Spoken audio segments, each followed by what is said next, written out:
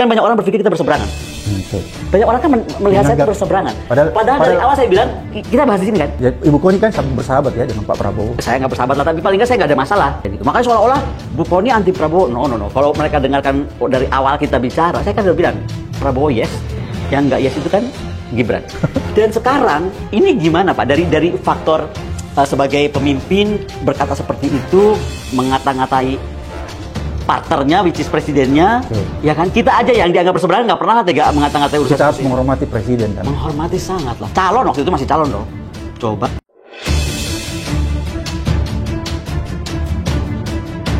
Assalamualaikum warahmatullahi wabarakatuh. Halo pemirsa, selamat datang kembali di channel ini. Bagaimana kabar pemirsa sekalian? Saya doakan semoga sehat selalu dan salam akal sehat. Pemirsa, kali ini kita akan mencoba mereview sebuah podcast antara Abraham Samad dan juga Ibu Koni Bakri, seorang pengamat militer. Jadi di awal podcast Ibu Koni menyatakan sebuah keluhan. Ia merasa ditipu atas sosok Mulyono atau Jokowi. Ia mengatakan bahwa Pak Jokowi memiliki tampilan yang sederhana, namun penampilannya itu justru menipu dirinya. Sifat aslinya tidak seperti yang ditampilkan oleh pribadi dirinya.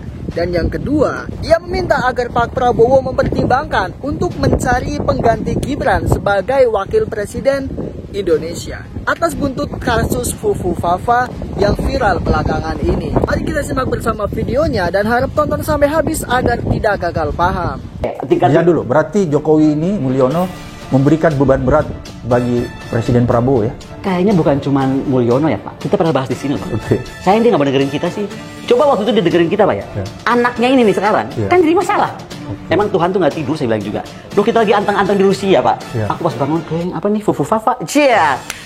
Saya tuh heran setengah mati. Kok ada ya bisa nasib orang yang merasa dia sudah di jalan tol super highway nih, udah terbang, udah nggak jalan di daratan lagi, tiba-tiba terpental dan akan terpental. Kalau saya Pak dengar wawancara Bapak dengan Rosulyo, saya juga dengar Rosulyo di beberapa podcast lain.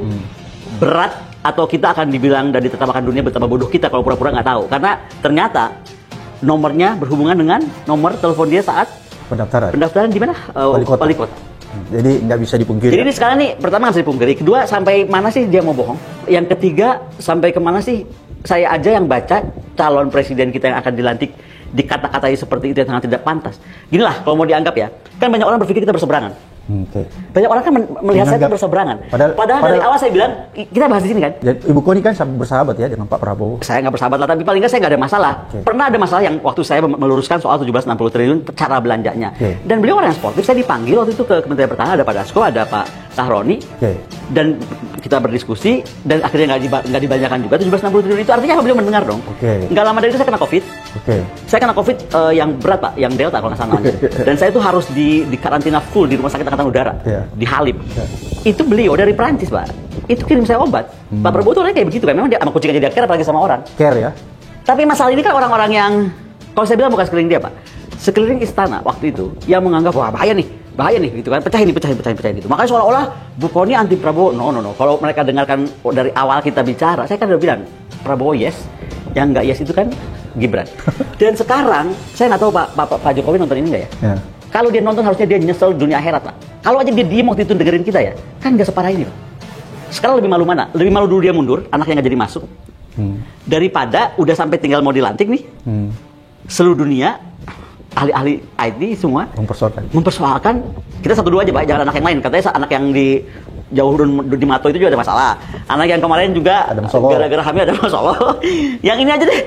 Ini gimana Pak? Dari faktor sebagai pemimpin berkata seperti itu, mengata-ngatai partnernya, which is presidennya, ya kan? Kita aja yang dianggap berseberangan nggak pernah tega mengata-ngatai urusan. Kita harus menghormati presiden kan? Menghormati sangat lah. Calon waktu itu masih calon dong. Coba, saya nggak kebayang. Jadi ya saya berharap aja. Ini ternyata omongan saya itu, saya kan sering ngomong Gusti Allah tuh rasa ada aja cara jalur kok Fufu keluar gitu loh Pak. Semesta alam. Semesta bergerak. Ibu Koni ingin mengatakan bahwa Mulyono tidak jelas asal usulnya. Ya pokoknya BBB nggak ya seperti ini hasilnya. Coba. Iya. Ngeri kan? Lah kan bukan saya aja Pak yang kecewa. Jadi itu penting ya bagi seorang pemimpin. Loh, kalau buat anak kita menikah aja penting BBB Bobot, apalagi buat pemimpin negara. Kan itu logiknya. Berapa besar sih kita nikahkan anak, dia akan memimpin keluarga sebesar apa? Paling 2 anak kecil lahir. Ya kan kita KB Pak, betul nggak? Lah, negara berapa ratus juta orang, lalu kita ngecek BBB Bobot dia, ngeri Pak. Jadi kita harus menghindari dua tipe pemimpin. Oke, pertama. Zelensky, kedua Mulyono. Mulyono ini kan pintar menjual, dan itu saya sesalkan Pak ya. Ternyata saya pikir saya itu orang yang sudah cukup matang untuk tidak ditipu oleh penampilan. Tapi saya adalah kaum tertipu. Penampilannya kan Pak, polos, baik, masuk-masuk got, ya kan? Masuk-masuk kampung, masuk-masuk sawah, masuk-masuk apalagi nggak tahu lagi masuk-masuk apa saja nggak mungkin. Sekarang coba kita lihat. Penampilannya dia begitu, anaknya terbang pakai Superjet. pesawat yang mungkin cuma Elon Musk yang bisa pakai dan beberapa orang lain. Ibu Koni nggak pakai. Minjamin. Ibu Koni nggak pakai kan private jet dari ke sini. Aduh, masih jauh tuh Pak. Oke. Saya mah cuman seorang pengajar biasa. Oke, kita masuk seorang pengajar. Jadi Ibu Koni mencoba membandingkan bahwa alternatif penghargaan orang yang hidup di dunia akademisi itu lebih tinggi penghargaannya di Rusia daripada di Indonesia. Nah, bayangkan saya sedang berbangga-bangga cerita pada anak saya, pada keluarga murid-murid saya di sana, anak-anak Indonesia di sana. Tiba-tiba saya baca Pak Abraham Samad, ada video tuh. Pak Abraham Samad, Pak Refli Harun, Pak siapa tuh digerebek di Kemang.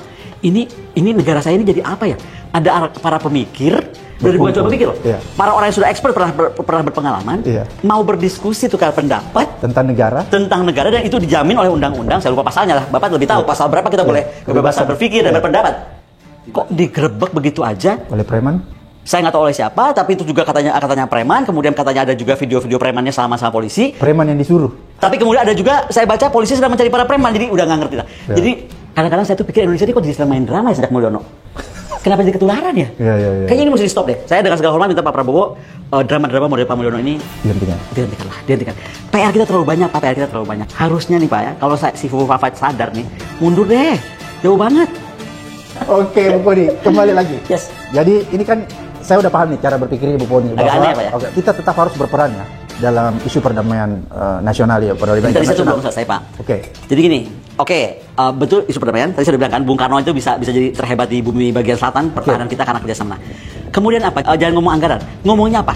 Bagaimana training kita mau dibangun? Training para prajurit. Oke. Equipment yang harus dibeli itu apa? Jadi bukan karena ada anggaran beli equipment, enggak. Oh, dibalik. Equipment apa yang kita mesti punya? Cari anggarannya gitu kan? Jadi dibalik ya. Iya.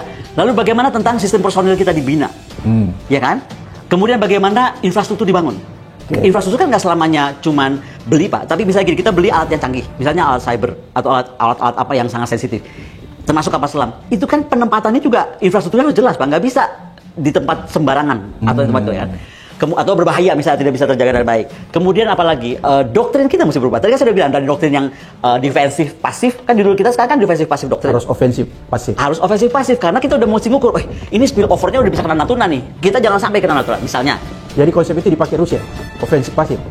Menurut saya itu yang sekali dilakukan oleh Rusia, makanya begitu NATO baru macam-macam masuk ke Ukraina, dia kejar duluan, ntar dulu lu mau kemana? Kan begitu. Oke. Kita mesti bikin begitu juga, lu mau kemana nih? Itu katanya ke gue, gitu misalnya. Kemudian apa tadi, doktrinnya, kemudian logistik. Karena gini, perang itu mahal di logistik, Pak. Kita bisa beli alat, bisa beli apa, bisa deploy. Tapi kan untuk keberlangsungan operasi itu kan perlu logistik sistem yang benar. Jadi logistiknya harus dihitung betul ya? Dihitung betul. Dan yang paling penting juga organisasinya seperti apa. Menurut saya, organisasi TNI hari ini juga mesti jelas, orang jangan cuma kejar jabatan. Oke. Tapi kejar profesionalitas. Nah, apa bedanya itu kejar jabatan dengan kejar profesionalitas? Ada kok saya ngerasa, nggak tahu ya, ini kalau saya dengar paparan Mas Andi ya, bukan paparan saya. Mas Andi bicara. Jadi Mas Andi itu kemarin dengan Studio 45-nya merasa Jokowi itu mengacak-acak tentara dengan like dislike. Nah itu udah nggak boleh Pak. Jadi like dislike itu udah nggak boleh ada. Karena kalau aku lebih kepada gini, kalau kamu memang pasukan khusus ya udah kamu di pasukan khusus aja. Jadi sesuatu pun di pasukan khusus. Jangan diacak lu ke Unhan dulu atau lu ke mana dulu untuk dapat bintang atau lu dokter dulu supaya enggak gitu. Saya nggak masalah orang ngejar dokter, ngejar master, tapi are you really sure gitu? You are going to be serious on it gitu. Karena kan nggak bisa kalau hanya untuk dapat ngejar itu hanya untuk mengejar sesuatu lainnya. Oke pemirsa, itulah tadi podcast antara Abraham Samad dan juga Ibu Koni Bakri. Bagaimana menurut pemirsa sekalian? Silahkan komentar dan diskusi di bawah dengan akal sehat. Terima kasih sudah menonton video ini. Sampai jumpa di video selanjutnya. Salam perjuangan dan salam akal sehat.